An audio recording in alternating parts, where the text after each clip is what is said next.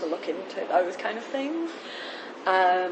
But in terms of sustainability, I think it's a great way of doing things, you know, in terms of things like food waste, it's great. There's often a lot of feedback from customers. If customers are like, I don't want plastic on that, you know, those kind of things can happen quite quickly, and changes can be made, especially on a small scale, because there are those close connections, short supply chains. And of course then the fact that there is a short supply chain is good. And also reflecting on your engagement in the food assembly. Can you give me your opinion about your ability or your passion also to try to build a collective identity or a collective action within the assembly? Okay, so in terms of that, I would say I do feel like a part of a bigger movement, because I mean sometimes when it's been hard, and you're like, well, this week the sales have been tough, you do actually think, well, as part of a bigger community, you know, part of 75 plus ones in the UK and then all these ones in Europe, what actually difference collectively are you making to the food system? Fair bit, but more than that, on a more kind of like personal level, I really think like it has created, I feel like part of a thriving food community in Edinburgh. I mean, there are lots of exciting things happen in Edinburgh around food, from community gardens to places like Key Commons and their partner restaurant that are all doing stuff with local food. I think we're very lucky in Edinburgh that we do have lots of opportunities, and there are lots of ways of people getting good food, but there's lots of more work to be done. And you know, these things have developed into friendships, and quite good friends with Serena, who runs Southside Food Assembly. You know, I often go for a drink with someone who is a regular customer, you know, after the collection. So in terms of those things, you know.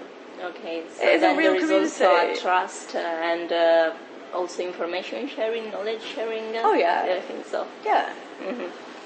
And so also these values influence on the self-organizing capabilities in terms of innovative initiatives and outcomes. For example, I don't know, think about new testing or events, or try the self-determination that I mentioned about before. Well, my interest, like my real passion, lies, and I've done a lot of retail in the past, including online retail, but my real interest is kind of events for food education, so things that like bring stories or knowledge or education to people, but not necessarily in the way that they think they're going to hit over the head with new information.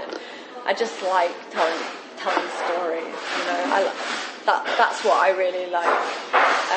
So in terms of the actual things like the admin and marketing, it's just a necessary part of it, but the thing that I'm almost disappointed we haven't managed to do in the last year is more events, more community meals or things like that, because that's what I really enjoy doing.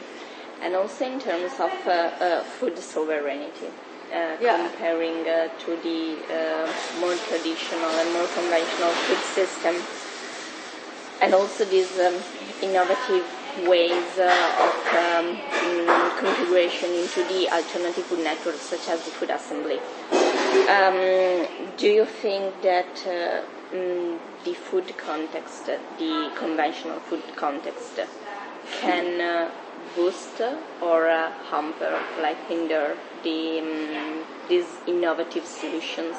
I mean, what is the relation between a more conventional food system and your food system, in your alternative food system? So, I mean, there's very different ways of looking at it, and one way of looking at it is just an alternative, and then the other way is thinking, well, actually what we're doing in some ways is quite could be quite radical and quite activistic in that we are really trying to change things. And if we can bring bread that has been made by wheat grown in Scotland, grown and milled, and then new species, using with heritage species, these things can really be knock-on effects. So it is really more than just someone buying something, that there is potential for these to go back through our kind of local food system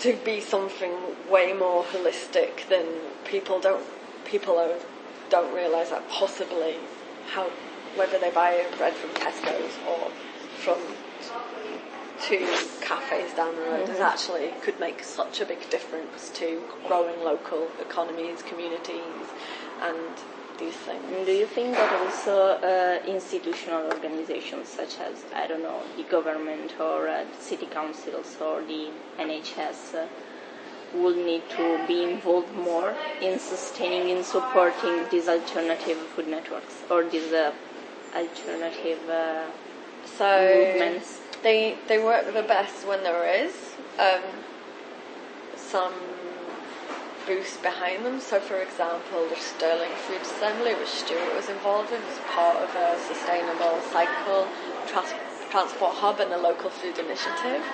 So they have been developed and supported, and that can help increase. Ultimately, whenever there's public funding, it should help that things can get to the point where they're self-sustaining.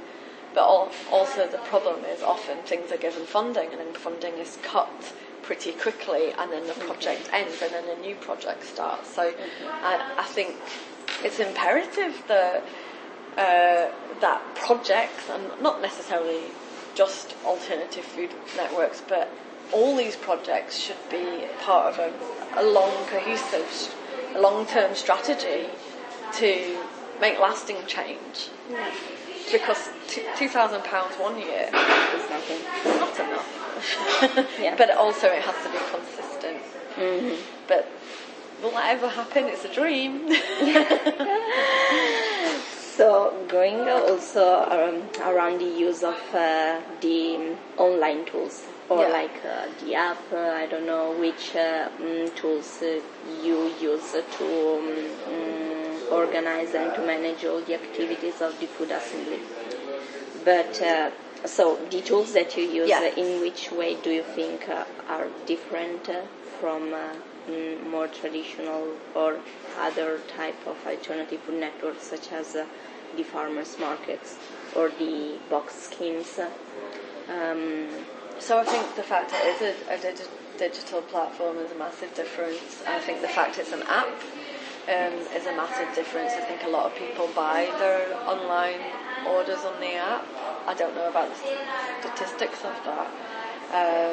And then communications-wise, we use Facebook, Instagram, Twitter to communicate to our... We used to use MailChimp, but we haven't used that for a while, to communicate to our members. And interestingly, the Food Assembly platform was also designed as a forum as well, and our Leaf members don't really use it that way, but I think that there was big potential for people to really use that more actively and could be an important part of the community. And it's interesting that it hasn't been adopted that way. So I think there are a lot of elements built into the Food Assembly as a digital platform that don't really exist from what I can see in other digital platforms that are dealing with food. Okay. Even like the Open Food Network, when people talk about moving to the Open Food Network, there isn't all the functionality that there is in the Food Assembly at the moment. And however, the problem is compared to bigger platforms, more developed platforms, it's still way off, and I know that people spend a lot of money on things like digital marketing and customer flow, and Food Assembly hosts over the years can we make these changes? And they haven't happened fast enough. And if maybe we were asking for this, so for example, we do a second drop-off, but there isn't a button on the website that said you can do that, so we have to put our own.